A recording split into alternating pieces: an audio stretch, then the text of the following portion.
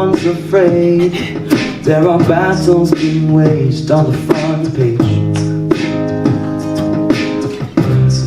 Would you stay a while and tell me your fears? Oh, I'm listening. So young, so strong, so raw and miserable, thinking no matter the choice you make, you lose. It's easy to forget there's good out there, my friend. It's easy to lose hope when you're inside one of those moods that trouble the light. One of those days when nothing is right, when everybody's losing their hearts and minds. Take your time, take your time, take your time. Whoa, whoa, whoa, whoa, whoa, whoa, whoa. Yeah. Drive your car, yeah, turn on NPR. Isn't hard to hear how far we're falling when Doomsday News gets all the views. We keep listening. Oh, wake up with the sun that keeps on rising. The world spins on without a fuss. It's easy to forget there are friends that have your back.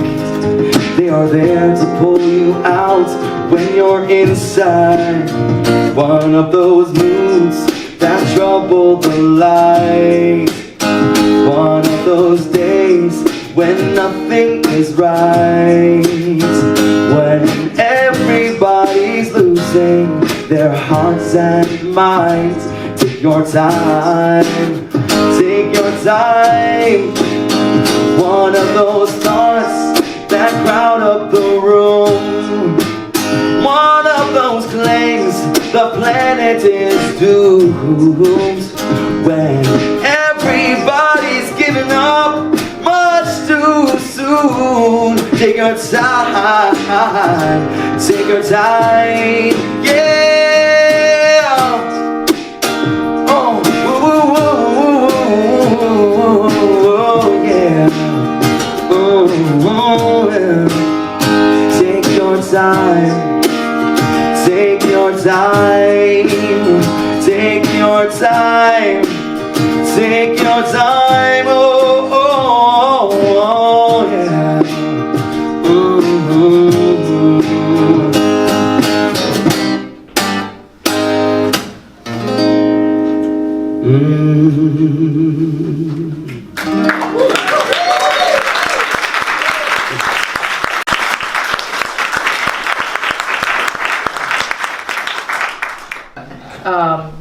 Here's a quote from Thomas Merton from No Man is an Island. True happiness is found in unselfish love, a love which increases in proportion as it is shared. There is no end to the sharing of love, and therefore the potential happiness of such love is without limit.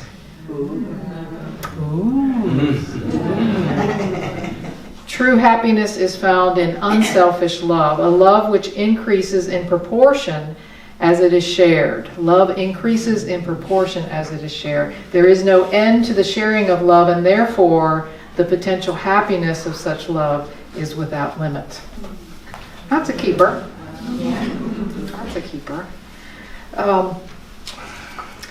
So I've been taking a few of my lessons, some of you know, from this book called The Pivot Year. I have a lot of markers in here, so I'm finding this one here. So I want to start off with this reading from day 103. The truth is that it has to challenge you in order to change you. It has to make you question whether the parameters you live within are truly your limits or simply the edge of what you've grown comfortable with. The truth is that it has to stop you in order to redirect you. It has to test you before it can reward you. It has to you have to trust before it opens the floodgates. The truth is that it has to bring you to your knees before it can lift you back up into an entirely new reality. It has to show you what's wrong for you before you'll understand what's right. Mm-hmm. And I was like that too, but I don't like this quote. The thing I don't like about this quote, and I encourage you all, is this has to thing. Challenge does not have to do anything. In fact, you don't have to do anything. I've said that from here before. There is nothing we have to do. Nothing. Nothing. There's things that happen. There's nothing we have to do. And so I changed this stuff. That's why there's a lot of writing here, because I think there's some good stuff in here, but it doesn't have to. There is nothing it has to. I think the truth about challenge is that it is here for me to use. It is available for my awakening. That's what I believe challenges are. So I revised this. I marked it out and I changed the way it's but the message is there. Here's my rewrite. The truth is that challenge changes you. It can make you question whether the parameters you live within are truly your limits or simply the edge of what you've grown comfortable with. The truth is that it may stop you in order to redirect you. It may test you before it can reward you. It may require trust before it can open the floodgates. The truth is that it might bring you to your knees before it lifts you back up into an entirely new reality. And it will often show you what's wrong before you'll understand what's right. You see the difference there? Because it doesn't have to. It doesn't have to do anything. It is not a thing. It is not a thing. It is not something. And what I think challenge is it's life being life. Like we put the good and bad in challenge. Sometimes it's a challenging time. It's bad. It's bad. Or I'm taking on this challenge. It's good. Right? We put the good or bad in it. I think what the universe says and what life says is, this is life. And this is the way it looks right now. That's it. No judgment about it. No good or bad. No good or bad about it. Simply the way life is unfolding. What if there is just life and then there's life happening? Like that's it. Like what if you could believe that? What if you could believe that? If you're in the middle of a challenge right now, you're saying, I don't know. A difficult challenge. The thing that might bring me to my knees challenge. But what if it's life and it's life happening? That's all it is. That is what it is. Well, when I was thinking about this message, what's left then is how I choose to be with it. That's what's left. It's like life happening, and me and how I'm gonna negotiate this, whatever that challenge is. So I came up with these different kind of challenges. The first challenge that comes to mind, of course, is that unchosen challenge. Right? It's the thing that we label as hard. The things that we have to find a new way of being because it's just disrupted our life to a huge degree. There are things like medical diagnoses. Right? There's things like personal loss, the loss of a loved one. There's aging. There's simple aging. Some of you might be too young, but a lot of us, there's the challenge of aging, right? And what happens when it comes around and what it means and what it does. There is the challenge of and the limitation of a physical limitation. There's a tragedy. There's those challenges, right? We call them bad. There's another kind of challenge. It's called, by the way, what is the definition of challenge, by the way? I skipped right over that. What is the definition? The definition that I looked up in the dictionary says it's a demanding or stimulating situation, object, choice, or desire. It's demanding. In other words, a challenge is something that pulls our attention right here. It's demanding. It calls for our attention. It calls for our focus. It won't let go of us. It's right here. That's what challenge can do, right? Brings us to that focus. And the stimulating part, I think, is about that it makes us think. It encourages us to think about things. And that's what these types of challenges do, these unchosen ones, the things that seem to happen to us. Right? Things in relationship. Maybe it's our partner walking out the door. We're like, what? Right? Those unchosen things. The type 2, is the type of thing where we want to learn or master something. It's just challenge we choose. It's something we go after, like we want to perfect a new skill. We have a goal. And when we have those kinds of things, then we have to change our life. We have to, because we don't have to, what happens is that that's what we do if we want to reach a goal. If I want to become a really good painter, then I practice painting, and I dedicate the time, and I understand color, and I understand palettes, and all those things that I do. If I want to become an elite athlete, of course, that's what I do. I practice and I focus. If I want to study to become a minister, I did my study online with the University of Metaphysics, and while I was having a full-time job, I was studying, and I was doing the work because that's what I wanted. It changed my life. Because I had to make that dedication. I had to have a focus. It was demanding. It required focus. And required me to think about my life. Right? Those challenges that we choose. Study, practice. We have to change a routine. If we decide to get fit after not being fit for decades, it takes some dedication and focus, right? If we want to change our diet, all those things, the chosen things that we do, that are challenging sometimes. They're challenging. It's challenging to put a 67-year-old body onto a treadmill or a bicycle and do these things. Do I want the result? I challenge myself, the chosen challenges. And then there are the challenges like this, like the challenge to make ends meet.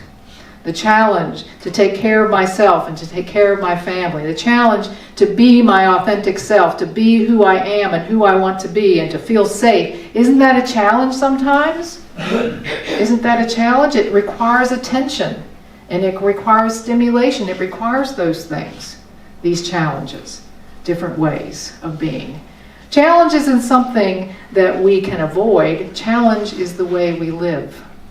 What if we believe that?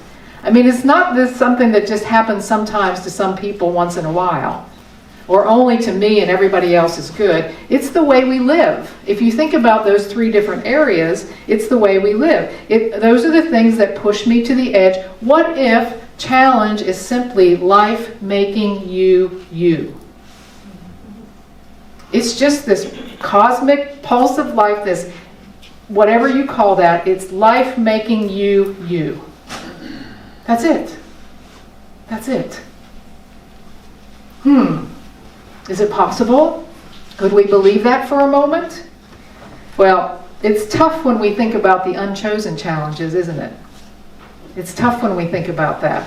Because when we have those unchosen things happen to us, and they feel like they do happen to us, the first thing that often happens is that we want to blame somebody for them. And a lot of times, or at least sometimes, the first one we want to blame is God. Right? Why is this happening to me? And why do I have this to deal with? And what's this like? And we even say this. And when people nod when I hear this, I cringe. Is that God only gives me what I can handle. Doesn't give me any more. I'm like, what? Like, I don't want to know that God. I don't believe in that God. What is he? Some man upstairs with a big long list and check? Well, you can handle that, so I'm sending that. I mean, what do you mean when God only gives you what you can handle? What do you really mean when you say that? I don't get it. Like and it's always he. It's never she. He can only give you what you can handle. I don't believe that. I don't believe in that God. I don't believe in that God. I believe that we want to blame God because we don't like where we are and we don't know what else to do. Because we don't know where it came from, especially when it comes out of left field. Or maybe we're born with it. You know, we're like, why me? Why me, God? Why me? I don't believe that. Sometimes we just want to blame ourselves. Maybe we're such a bad person, that's why this happened to me. You know, what's wrong with me? What did I do to deserve this? Oh, please, I don't believe that either. You know, there's not... Or we want to blame some doctor about our health condition. Well, if they would have just caught this, that's what we want to do. We want to blame somebody. We want to blame the government. Look how many people on your social media feeds and in the news want to blame somebody for Sarah Beckstrom's death in Washington, D.C. She was one of the Army National Guard 20-year-old girl. I wouldn't call her a woman. She was a young woman who was murdered. Okay? And everybody wants to point the finger at somebody. Well, it must have been you. You let her in. Well, it must have been you. You did this. Well, you happened here. That's what we want to do, right? It happened. I'm not saying it's a good thing it happened. I'm not saying it should have happened. I'm saying the first place we often want to go is blame. And where's that get us? Blame the other person. Blame the government. Blame the rules. Why me? It's not supposed to happen. You know, what if there is life and there is life happening? What if that's all there is? There is life and there's life happening. And that's what we have. It's hard in those situations, isn't it? Am I supposed to just be okay with it? It's not about being okay with that. It's about realizing that blaming, there's no room for blame. Like what does that get me? What does that get the person? That family is in unimaginable pain right now. Right? Like, blame? Blame. No, I don't think so. I don't think that's the where we go. I think I want to challenge us to own our challenges, to own them, to own whatever life is happening as it's happening for me, to own it, to not try to get away with it, to not try to fix it, to not try to blame anybody about it, but to own the challenge where we are, to own it, our challenge for us, to own it, to not try to resist it, to not try to get away with it, but to own it, to say, this is me, like this is me. This is what it looks like. This is where I am in the world. This is the lane I'm in. This is what I have in my life. Like, own it instead of resisting it and blaming it. Like, to own the challenge, to make it mine, because we don't overcome challenges, we live them. And challenges is our life. It's a challenge to stay in our lanes. It requires attention and stimulation. That's what a challenge is. Like, own it. Own the challenge. Here's a quote from Rumi. He says, if all you can do is crawl, start crawling. That's it. Just start crawling. Like, do that. Like, own your challenge. Make it me. This is me. This is what it looks like. This is my place in the world. What would you do with this one wild and precious life, is what Mary Oliver said. What would you do with this one wild and precious life? This is it. Not this one perfectly perfect life, but this wild and precious life. So, back in 2001, Renee and I entered Unity. It was Unity Christ Church at the time. And we started going there after 9/11. So it was in 2001. And the first person we met when we walked in the door at Unity was Olivia Shaw. She was right there. She was the greeter. She was the greeter that day. We knew we were coming back. That was in October of 2001. And in December of 2002, and we got to know Olivia along with a few other folks there. And in December of 2002, Olivia was there. We walk in the door. She says, I want to ask you something. I want to talk to you about something. I need to tell you something. And I need some help. And I'll never forget, we went to the back where the Unity has the classrooms, and we sat at a desk that was, the children's desk. And so we were sitting down like this, and she was leaning across. I'll never forget this. Do you remember this? She was leaning across the table, and she said to me and Renee, she said, "I've just been diagnosed with breast cancer, and I want your help." Wow. Right? Like owning this is what it looks like. I've known you a year. I've known you a year, and yet I know I want you. Renee, would you come stay with me when this happens? Now, Renee and I both have had experience with cancer. Her mother died of cancer. Her mother was 44 years old, died of breast cancer. I had just been 8 years clear of breast cancer. So we were both intimate with this thing, and yet we were invited in because Olivia owned it. She owned it, and she asked for some help, and she invited us in. That's what I'm talking about, owning your thing. You own it. Was it hard? Yes, it was hard. Did we cry? Yes, we cried. Did it hurt? Yes, it hurt. And we owned it. Together we owned it. We didn't try to get away with it. We didn't try to get around it. I just started this book. I love reading biographies. So when I go to the library, and the last 3 I got, I was like, I didn't like them. So I got this one. This book is called A Life Impossible by Steve Gleason. Anybody know who Steve Gleason is? Living with ALS. Here's the byline right here. So, finding peace and wisdom within a fragile existence. ALS, debilitating disease. He was a football player with, I can't even remember what team. I'm only this far into the book. All right, he was a football player with the New Orleans Saints. And this is his bio. Here's what he looks like now. Look at him. Here's what he looks like. Here's what he looks like. He's in a wheelchair. He can't do anything. Right? And the byline of the book is finding peace and wisdom within a fragile existence. He can't do anything for himself. Nothing. Nothing. He's carried to the shower. Somebody has to feed him. But this is the book he wrote. This is the book. Is he owning it? I'm saying he's owning it big time. ALS owning it. ALS owning it. I'm looking forward to finishing this book. Finding peace within a fragile existence. Owning your story. Owning your challenge. Owning it. Owning it.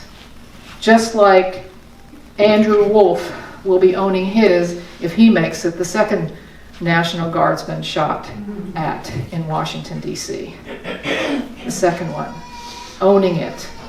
That's what happened. It's life and life happening, and it's how I engage in life. That's it. That's what challenge is. God did not give Olivia that challenge. God did not give Steve Gleason that challenge. God did not give Renee's mother and her family that challenge. God did not give me my cancer challenge. God did not take somebody from you early in their life and give you that challenge. God did not test you. But I can tell you this about God. There is a God in you that will give you everything you need to be in that challenge. There is a presence and a power in us that allows us to own it. And we can rely on that God. On that God. To give us strength, to give us courage, so that we're okay to ask for help. So that we're okay to do that. He's agreeing. You hear Mateo back there? He's like, yes, that's the way it works. That's the way it works. Not God outside of me, but God in me. There is nowhere else I need to turn except right here. Because everything is in you that you need to deal with the challenge before you. Everything is already there. That's the God that I know. And so what do? Pray. Prayer is, I've told you before, prayer is not begging, beseeching God for it to something different. This is life, and life as it's shown up. Prayer is simply, give me what I need. Show me how to be in this place with this challenge. Open my heart and my eyes to this. Help me. Help me know the next step. Give me peace as I move. Like that thing. That's prayer. Let me be guided by that. It clears the mind. And ask for help. Ask for some help. This guy here, he doesn't have a choice. I mean, Olivia had a choice. You have a choice to ask for help. Like, ask for help. Don't wait until you are on your deathbed and you have to ask for help. Maybe that's the time you have to. Maybe you're resisting it there. Practice before then. Practice asking for help before then. The simple things. The simple things. Because the whole of life is a challenge. The whole of it. The whole of it is finding our path and finding our way amongst and between everything. Like, that's what we do. That's life. And that's life happening. So ask for help. Raise your hand. You know, I would love for you to help me. I want some help. I don't want to do this alone. And your aloneness is never there. You can feel alone, but that God that I'm talking about, that spirit, that cosmic pulse of life, that whatever you call that, is there. I challenge you to know that it is and to rely on it. To rely on it. To learn to shift your attitude out of blame and into ownership of your sweet life. Because if we're alive, if you're alive, life is sweet. Life is sweet. Yeah. Good, Jeanette. Deep breath. Ready? So let's take a few minutes this morning and just be still with this. I know it's hard. I've had hard things. You've had hard things. It's not about easy and hard. It's not. It's not about easy and hard. It's about life and life happening. And it's about my choice. My choice about how I want to be with it.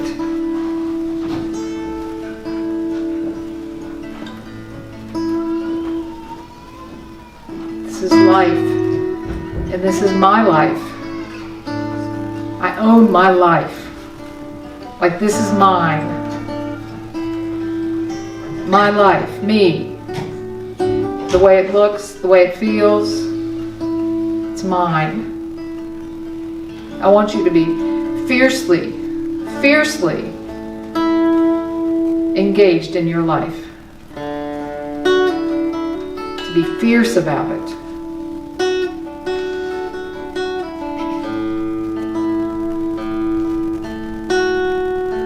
To know that everything you need is right there in you.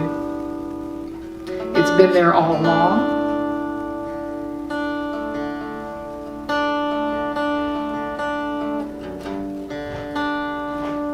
It's been there all along.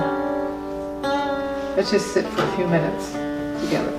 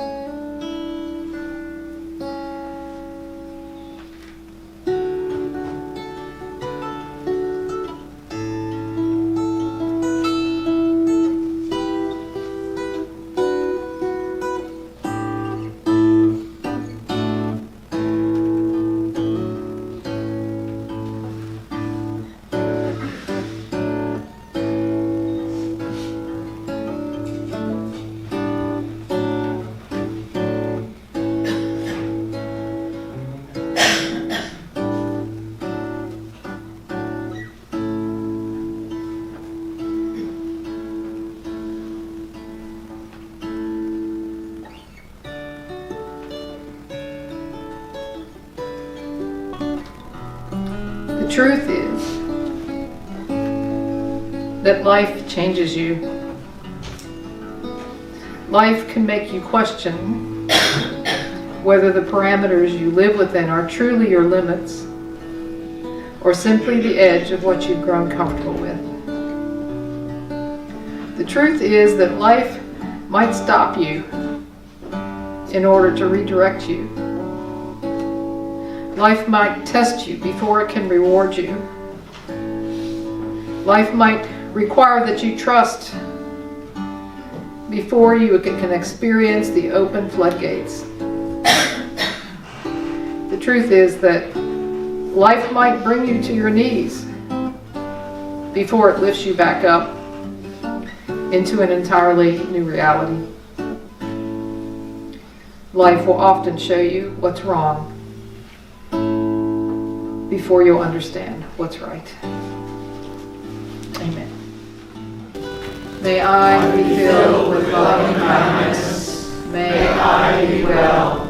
May I be peaceful and at ease. May I be happy. May all beings be filled with loving kindness. May all be well. May all be peaceful and at ease. May all be happy. So it is. Amen.